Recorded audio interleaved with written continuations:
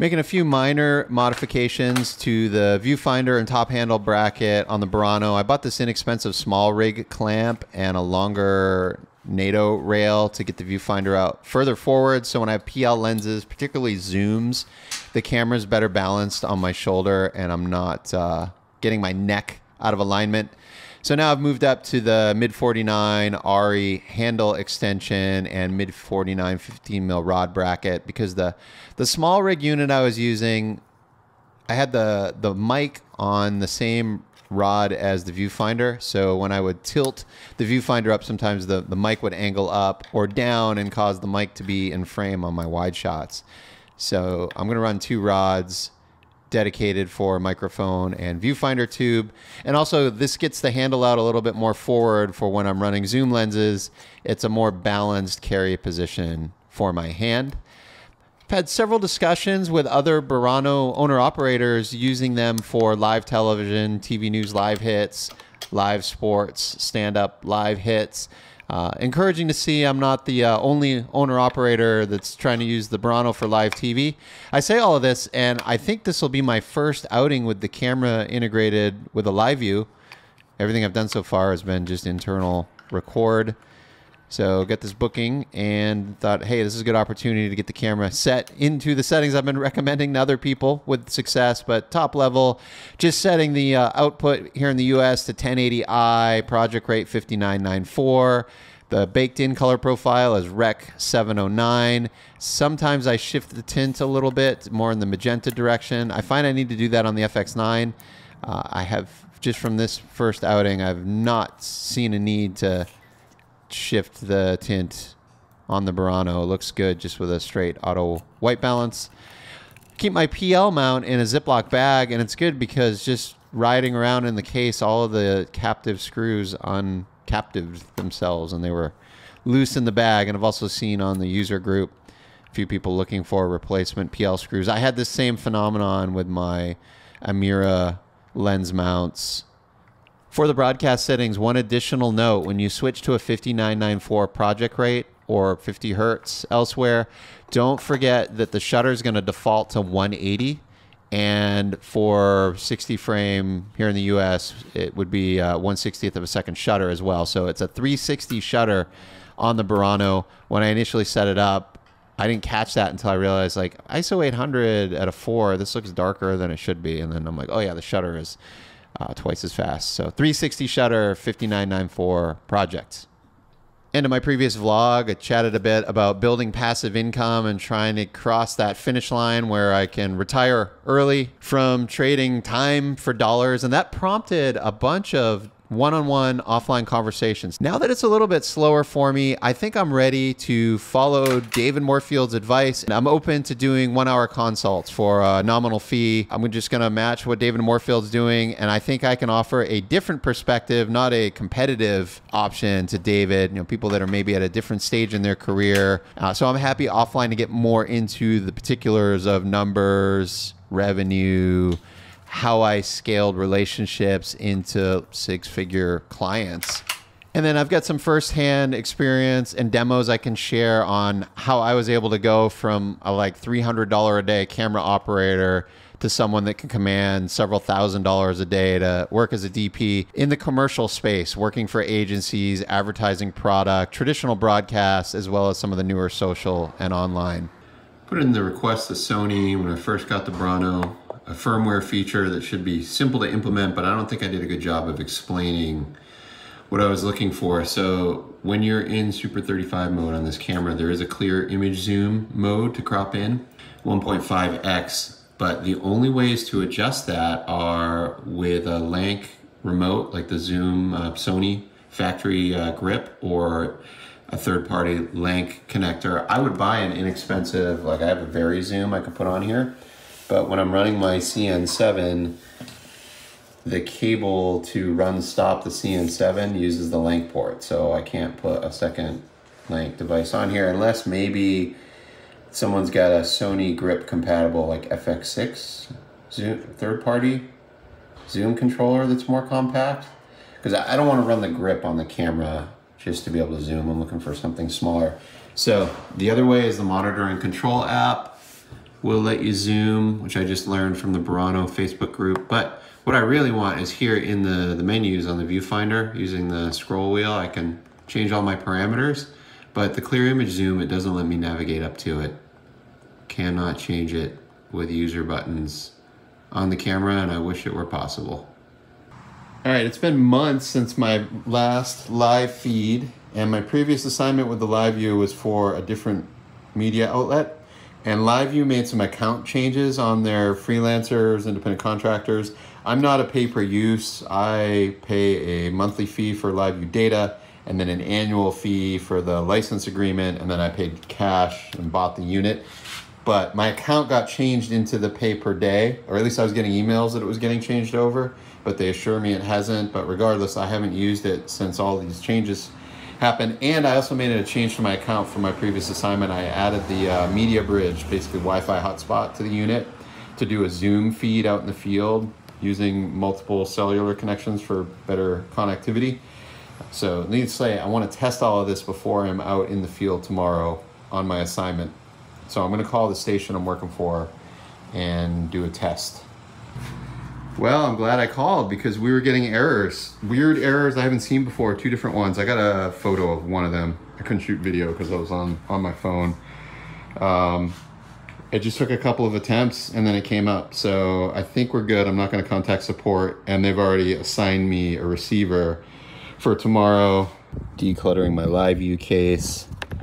If you're a LiveU 300 user, I'm always looking for tips on things to carry for spares.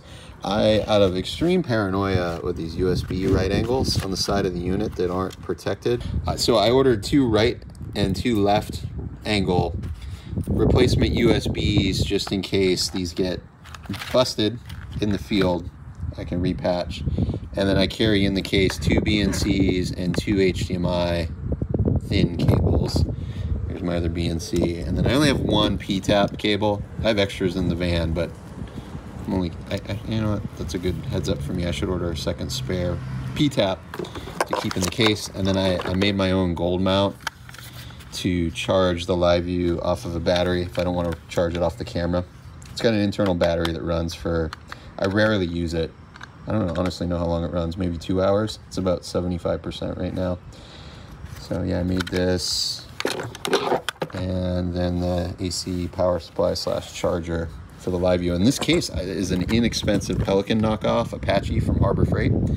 The Apache 2800. It's a little tight with the spare cables, but it does fit. I really should get one size up because once I put the AC power supply in there, I'm always worried, same thing, that like I'm gonna damage one of those USBs. All right, I hope this is fair use, not a copyright strike. The UFC fights this weekend in New York. Jonathan Martinez has been training at my MMA academy where I train jiu-jitsu, boxing, and Beck and I weight train.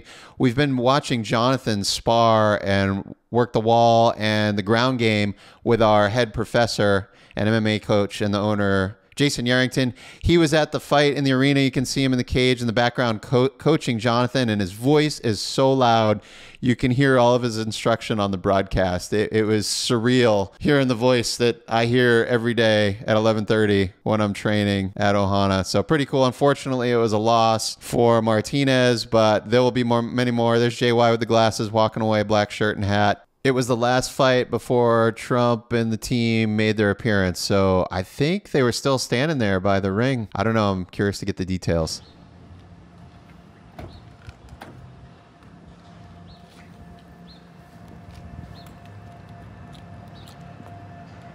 Looking for the button. There you go. Is that an actual Marine Corps issued, is it a bayonet? No, it's a standard knife. Yeah.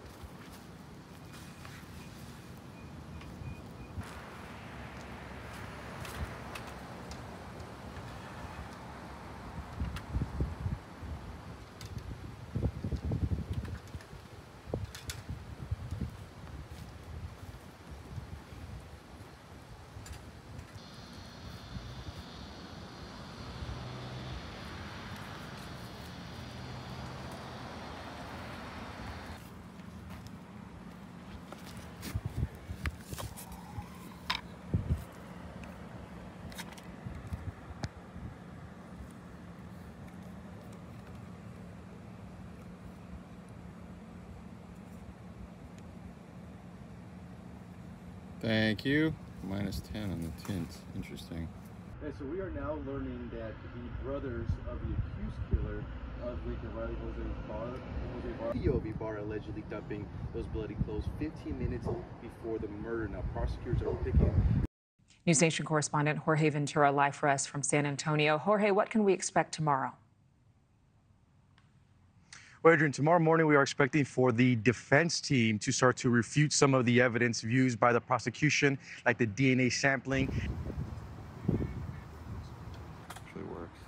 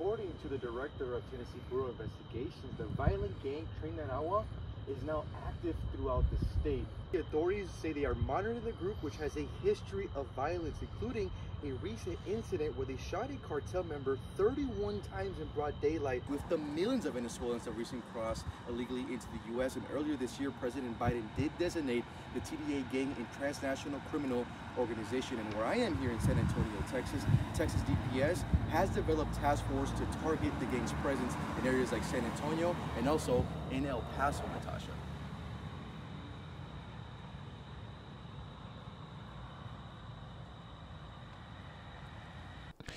Easy, low stress, Sunday afternoon, beautiful weather. We had one setup, but we did two different stories over the course of, I think we did 6 hits, 3 for each. Our first one was the 1400 hour, and our last was about 1950.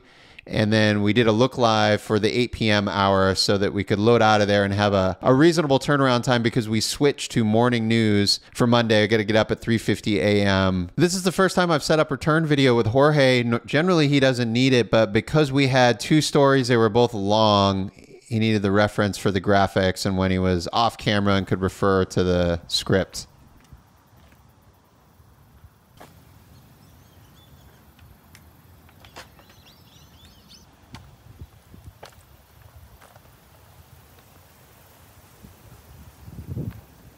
Coming up next.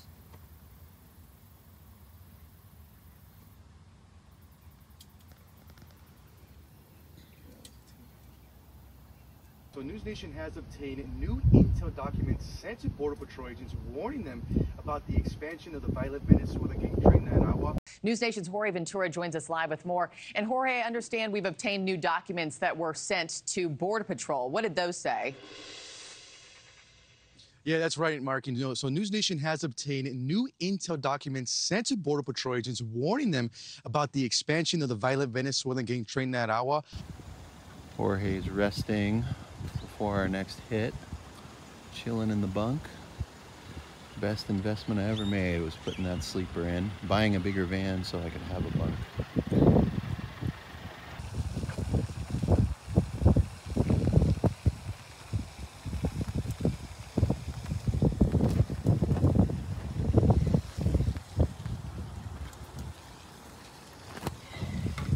So tippy.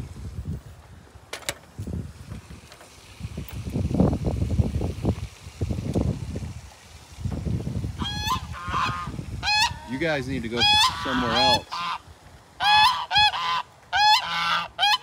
Yeah. Yeah. Well, it is officially raining. I'm realizing now I should have switched to the FX9 today because I have a rain cover that fits the 9. I don't for the Burano, but the outboard motor cover. Getting the job done, it's just more of a sail than the form-fitting cover. Did they cut the piece now or not? I thought it was supposed to be, I mean, they said it was going to be a tease, but I don't know.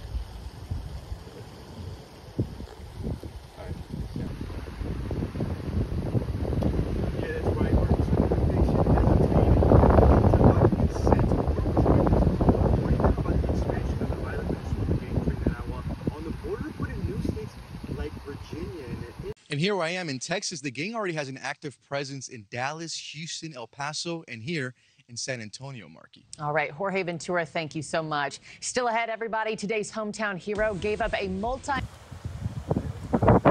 Yeah, the wind shifted. A whole different direction now. Cold.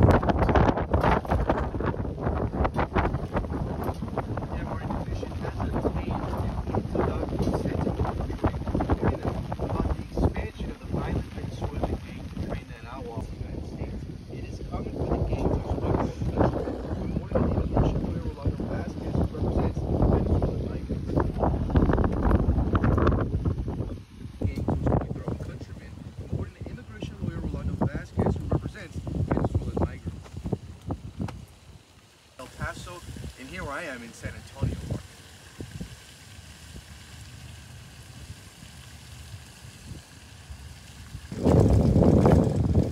Wrapping in the rain.